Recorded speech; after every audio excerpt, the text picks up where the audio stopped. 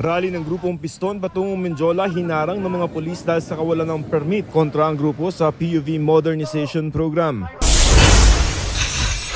Phase 1 ng LRT-1 Cavite Extension na nagdurugtong sa Pasay at ilang bahagi ng Parañaque bubuksan bago matapos ang 2024. Ayon sa DOTR, pareho sa LRT Line 1 at 2 ang boarding fare na 13 pesos and 29 centavos, 1 peso at 21 centavos naman ang dagdag kada kilometro.